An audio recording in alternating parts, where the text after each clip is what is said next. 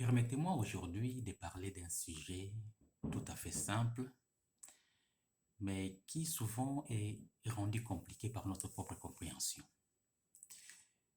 Je voudrais par là parler de l'égalité entre les hommes. La question est de savoir si réellement il y a égalité entre les hommes. Et si cela est le cas, à quel degré? Je vais soutenir ma thèse qui sera basée sur deux exemples. Le corps physique ainsi que le corps spirituel. Parlons du corps physique. Le corps physique est généralement composé par deux parties. Il y a la tête et il y a le reste du corps. La tête est le seul et l'unique organe qui donne des ordres ainsi que des orientations à tous les restes membres du corps.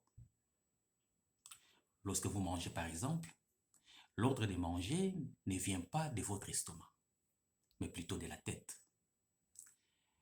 À supposer qu'il est 12 heures et que l'estomac demandait à manger, la tête peut bien décider autrement, peut repousser cela à 15 heures. Et vous ne mangerez qu'à 15 heures parce que la tête en a décidé ainsi. Vous voyez, c'est comme ça. Alors, tous les membres du corps sont remplaçables, à l'exception de la tête. Vous pouvez vivre avec un membre amputé ou avec un cœur remplacé. Mais quand la tête tombe malade, c'est tout le corps en pâtit. Même les parties du corps qui semblaient être en bonne santé vont aussi en subir les grands coups. Y a-t-il égalité? Oui, bien sûr, il y a égalité. Prenons un exemple. Vous savez que tous les membres du corps respirent, n'est-ce pas? Même les cheveux respirent.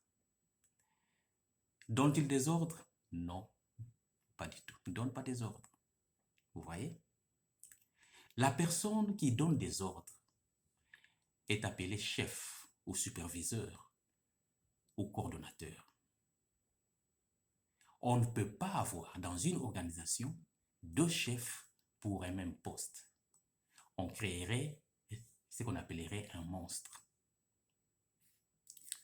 Qu'en est-il encore, alors plutôt, du corps spirituel? Vous savez, la Bible dit ceci, que Jésus-Christ, il est la pierre angulaire de l'Église. Il est la tête de l'Église. Il est, disons, la tête de l'Église. Y a-t-il égalité ici? Oui. Pourquoi? Parce que tous les membres du corps du Christ travaillent dans les champs de Dieu, dans la maison de Dieu. Mais il y a un seul organe qui donne des ordres ici, c'est Christ qui est la tête de l'Église. C'est lui et lui seul qui donne des ordres. L'Église du corps peut continuer à vivre avec un membre ou plusieurs membres qui décident, pour une raison ou une autre, de partir. L'Église ne va pas mourir pour autant. Mais sans la tête, sans Christ, l'Église ne peut absolument pas vivre. C'est comme ça que cela est fait. Il en est de même pour les relations humaines. L'homme et la femme sont égaux. Pourquoi? Parce que les deux bénéficient de la grâce de vie. Vous comprenez? Ils sont égaux parce que les deux bénéficient de la grâce de vie. Mais lorsqu'il s'agit de l'ordre ainsi que de la bienséance en ce qui concerne l'organisation de ces couples, c'est l'homme seul qui a le monopole de donner des ordres. C'est lui qui en est le garant. Voilà pourquoi Dieu a simplement coupé court en disant, comme Christ est le chef de l'Église, du corps, l'homme est le chef de la femme.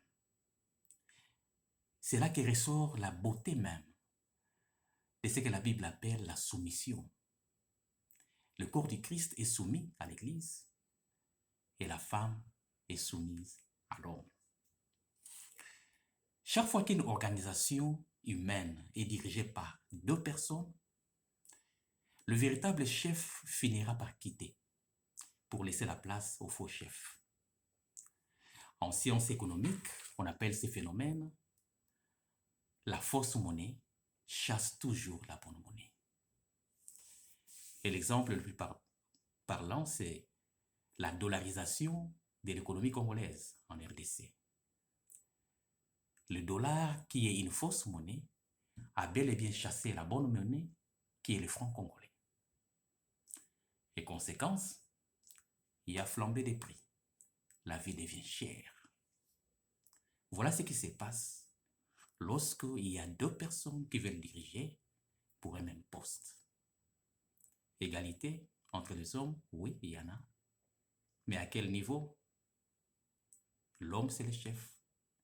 Et la femme suit l'orientation que l'homme est en train de produire pour le bien-être de la maison. Voilà comment cela se passe normalement.